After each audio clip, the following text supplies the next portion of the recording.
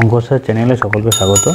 আজ আমরা জানব কোনো একটা সংখ্যাকে 7 দিয়ে বিভাজ্যতার নিয়ম। তার মানে কোনো একটা সংখ্যা ধরো 8 7 8 5 8 5 7, এই যে সংখ্যাটা নিলাম, এই সংখ্যাটাকে 7 দিয়ে ভাগ করে মিলে যাবে আর নাকি ভাগশেষ থাকবে, সেটা ভাগ না করে আমরা কী করে জানব?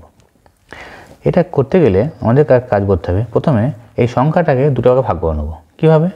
এই শেষ অঙ্কটা একটা ভাগে যাবে আর বাকি অংশটা একটা ভাগে যাবে।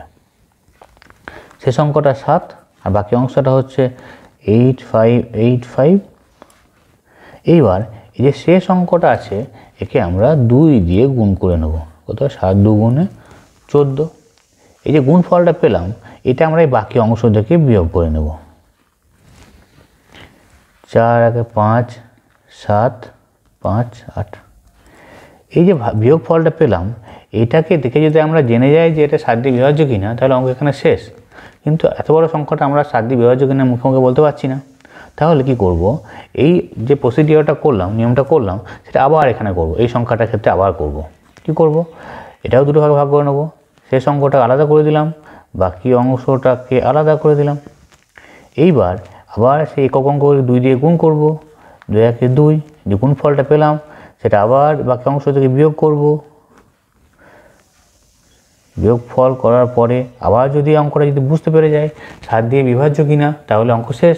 যদি না বুঝতে পারি তাহলে একই প্রসিডিওর আবার করব। এটাকেও 2 ভাগে ভাগ করব।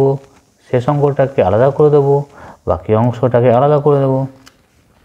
শেষ অঙ্ককে 2 দিয়ে গুণ করব, গুণফলটাকে আবার এই অংশ থেকে বিয়োগ করব। যদি এটা বুঝতে পেরে যাই তাহলে আমার অঙ্ক এখানে শেষ। দেখো 7 11 77, 7 12